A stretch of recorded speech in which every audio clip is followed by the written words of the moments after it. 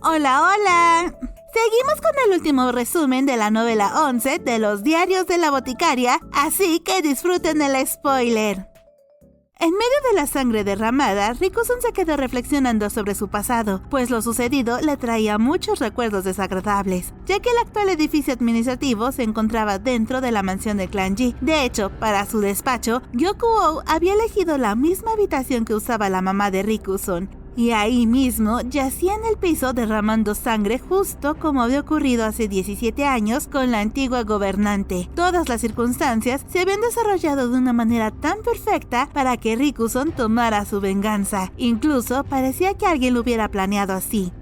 Riku-san se había convertido en el subordinado de Gyoku-oh porque Gyoku-en se lo pidió. Y él soportó cada día trabajando para el hombre que más odiaba en el mundo, por este momento en donde pudo vengar a su clan y evitar que siguiera aniquilando personas en su intento de destruir a Shao, solo por su complejo de inferioridad, por no ser hijo biológico de Gyoku-en. Riku-san pensaba en esto mientras se arrodillaba junto al hombre que el ahora difunto gobernador había matado para sacar el cuchillo. Justo en ese momento entró la gente corriendo y gritando, exigiendo alguna respuesta por parte de Riku-san, quien estaba ahí solo con dos hombres muertos. Él solo respondió que cuando entró el hombre había matado a Gyoku-oh, por lo que él aprovechó una oportunidad para aniquilar al traidor, porque ya no podía hacer nada por el gobernador. No muchos le creyeron, pues sabían que este subordinado nunca fue tratado con mucha hospitalidad por parte de su jefe y sabían que era posible que no fuera de fiar. Él notó la incredulidad en el rostro de las personas y pensó que tenía que actuar con mucho cuidado, o tal vez y que sería mejor que lo enterraran junto con su hermana y su madre.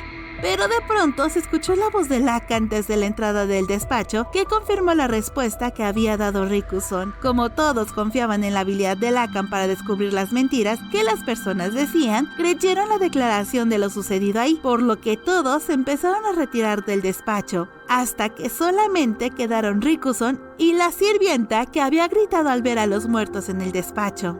¿Cómo sabías que era yo? Aunque su rostro era diferente, su voz seguía siendo la misma de la alegre dama de compañía de Mao Mao. Me lo sirvieron en bandeja de plata. Pensé que debía ser alguien de atrás.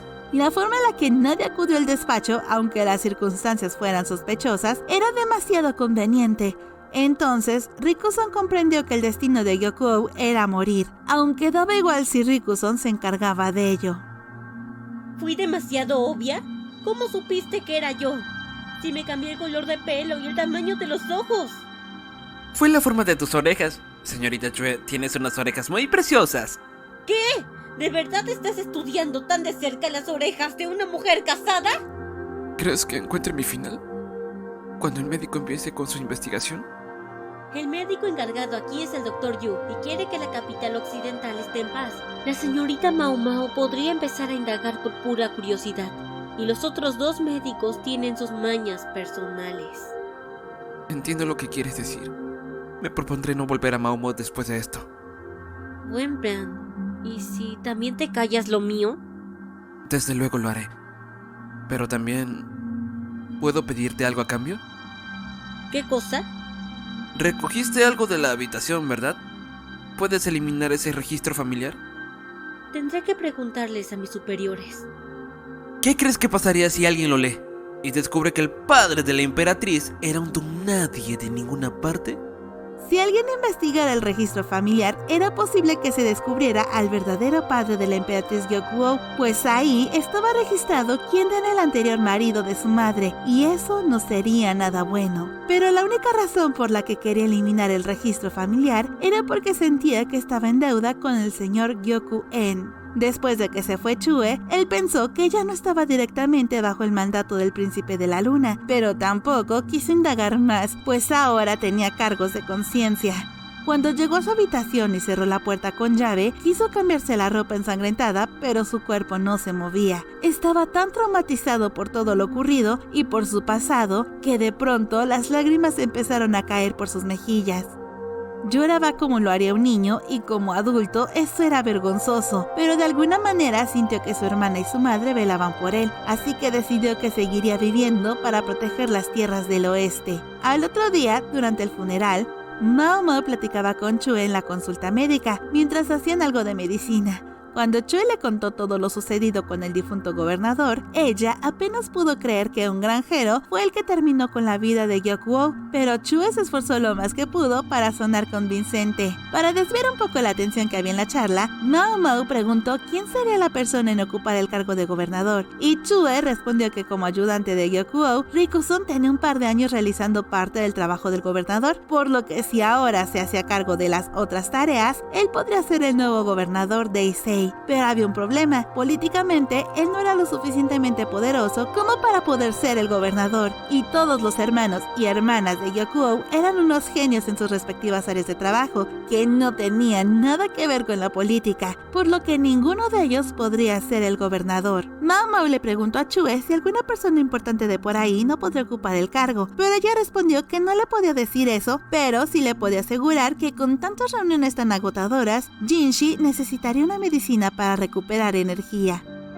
Al día siguiente, el príncipe de la luna lucía agotado, tanto como para ignorar los modales de etiqueta, y al hablar solamente se dejó llevar por sus emociones cuando se reunió con Mao Mao y el clan Ma en busca de consejos para sobrellevar el asunto de la sucesión, y sin importarle que Tao Mei o Suiren pudieran regañarlo por olvidar la formalidad de la reunión, cuando Mao Mao le dijo a Suiren que trajera la medicina que había elaborado especialmente para Jinshi, él se la terminó y hasta parecía que la disfrutaba, pues más que un jarabe, esta medicina se parecía más a un estofado con verduras, leche, mantequilla, carne y un caldo verde. Ahora que Mao Mao sabía que Jinshi no necesitaba azúcar para cargarse de energía, puso todos los ingredientes que le gustaban al príncipe en un estofado, al que le añadió la medicina energetizante. La creación de esta medicina le tomó varias horas a Mao Mao, pues ella quería que supiera bien, al mismo tiempo que cumpliera con su función, y al parecer logró su objetivo, pues Jinshi se terminó el contenido del plato en pocos minutos, y al terminar se limpió los labios con la mano, un gesto impropio para un príncipe,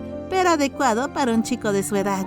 Un momento después se enderezó en su silla y mágicamente parecía que había recuperado algo de energía, y supongo que el cambio tan repentino en Jinshi no fue por la medicina, porque esta tardaría más en hacer efecto, sino por el hecho de que Mao Mao cocinara para él. Ahora, con un mejor humor, Jinshi explicó que se había reunido con los hijos de Gyokuen para establecer al próximo líder de la región occidental, pero todos rechazaron el puesto, pues ninguno era apto para la política. Así que solo quedaba una persona que estaba capacitada y sería un buen gobernante, y este era Rikuson. Cuando Mao Mao escuchó esto, no dijo nada, y Jinshi se molestó un poco ante la idea de que la chica que le gusta aceptara que Rikuson sería un buen político. Mao Mao se dio cuenta de esto y le cambió el tema antes de que recordara la propuesta de matrimonio y el baile que había tenido con Rikuson, y toda la conversación se volviera absurda. Le respondió: «Señor, cuando llegó el enjambre, le vi mantener la calma por completo y entrar en acción. Además, tiene agallas para sobrevivir como mano derecha de un monstruo, ¿no?» Sí, la señorita Chue está de acuerdo con esto. De hecho, Rikuson dijo que yo debería dirigir este lugar. ¿Usted qué? Mao Mao no pudo evitar gritar y saltar de su asiento. De pronto sintió los ojos de Tao Mei clavándose en ella y volvió a centrarse y a hablar con cortesía. ¿Qué cree que estaba pensando, señor? Pues eso mismo. Dijo que los ayudantes harán todo el trabajo, pero que yo debería ser la cara del gobierno. Pero, maestro Jinshi, tenías la intención de quedarte a pesar de todo, ¿verdad? Jinshi no dijo nada, lo que significaba que era cierto. Aunque él estaba en estas tierras en calidad de visitante, si se hubiera ido en cuanto atacó el enjambre de langostas, la moral de las personas se habría desmoronado, y sin que nadie los dirigiera y ayudara, la capital occidental hubiera caído ante los ataques invasores de otras tribus y las dificultades post-plaga. No podemos abandonar la capital occidental, ¿verdad? Tienes toda la razón, pero...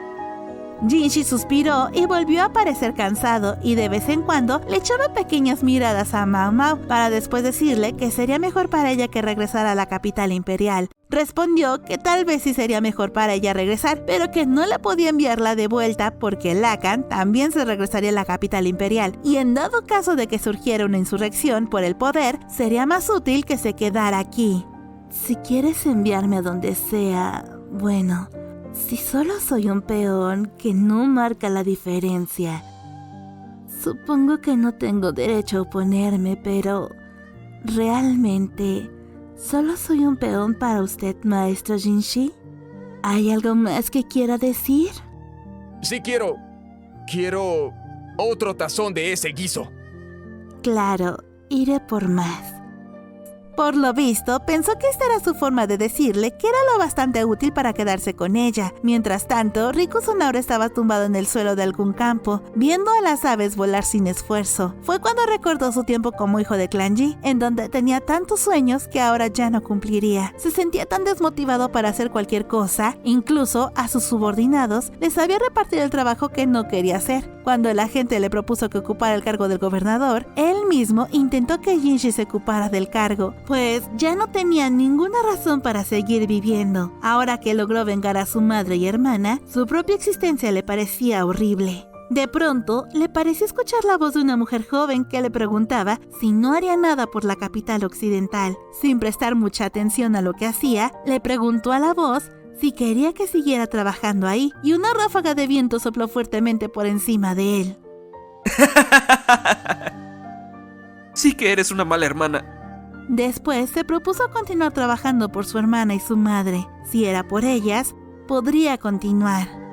Y esto ha sido todo por el resumen del libro 11. Mil gracias a todos por su apoyo y también les quiero mandar un saludo enorme a nuestros Super Amics. Pero sobre todo, quiero agradecer enormemente a nuestros amigos que me han ayudado con su talento y sus voces. Cuéntenme en los comentarios qué otros videos quieren que haga de los diarios de la boticaria. Por ahora me despido y espero verlos a todos en el próximo spoiler.